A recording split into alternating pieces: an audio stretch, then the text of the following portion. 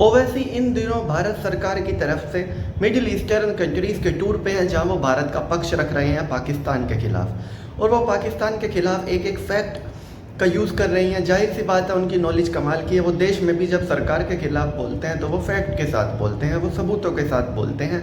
उसी तरह से वो पूरी दुनिया में पाकिस्तान की हकीकत दिखा रहे हैं। लेकिन अफसोस कि जब वो देश का काम कर रहे हैं मिडिल ईस्टर्न कंट्रीज़ में, यहाँ उनके समर्थक उनसे जुदा हो रहे हैं, उनसे अलग हो रहे हैं और कह रहे हैं कि ओवैसी अब भाजपाई हो गए हैं। और सबसे ज़्यादा नाराज़गी भारतीय मुसलमानों की इस बात को लेकर है कि ओवैसी मिडिल ईस्टर्न कंट्रीज़ में ये बात क्यों कह रहे हैं कि भारत में कुछ पॉलिटिकल डिफरेंसेस हैं हमारे और सत्ताधारी पार्टी के, लेकिन भारत में काफ़ी ज़्यादा सेक्युलर माहौल है और भारत में सब अच्छा है। और वो कह रहे हैं कि ओवैसी को तो ये बात उठानी चाहिए थी कि भारत में मुसलमानों की लिंचिंग हो रही है। कुछ लोग तो ऐड कर रहे हैं, कह रहे हैं कि भारत में मुसलमानों का जेनोसाइड हो रहा है।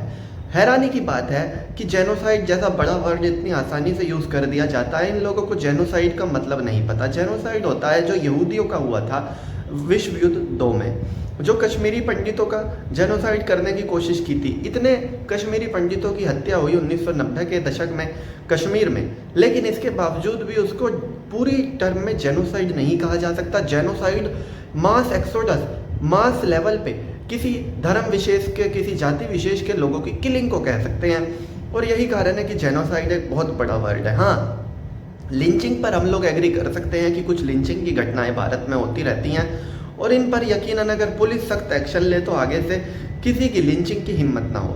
लेकिन इन चीज़ों को इतना बड़ा बना देना, और रही बात अपराध की, मर्डर जैसे अपराध की, तो मर्डर यहाँ पर सभी जाति सभी धर्मों के लोगों के बड़ी आम सी बात है। कई राज्यों में तो मर्डर खुलेआम होते हैं और वहाँ पर एक बड़ा रोल आ जाता है कि पुलिस अपना काम ईमानदारी से करे और जुडिशरी ऐसे लोगों को जेल से बाहर ना आने दे।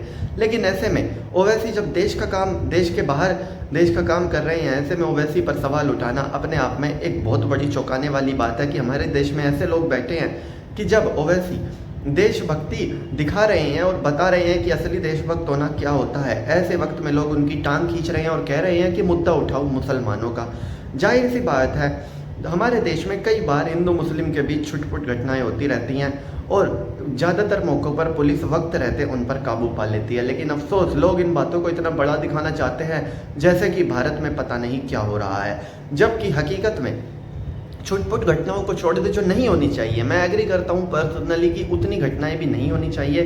किसी भी इंसान को हमारे देश में जाति और धर्म के आधार पर टारगेट नहीं किया जाना चाहिए, लेकिन अफसोस ऐसी घटनाएं होती हैं और इनको रोकना राज्य सरकारों का और उस राज्य की पुलिस का काम है। ओवैसी जब देश का काम कर रहे हैं, कम से कम उनको तो इन सब को लेकर उनकी टांग नहीं खींची जानी चाहिए। और जब वो देश में रहते हैं, जब वो राजनीति करते हैं, तो हर राज्य में मुसलमानों पर हो रहे अत्याचार के खिलाफ ज़ोर शोर से आवाज़ उठाते हैं।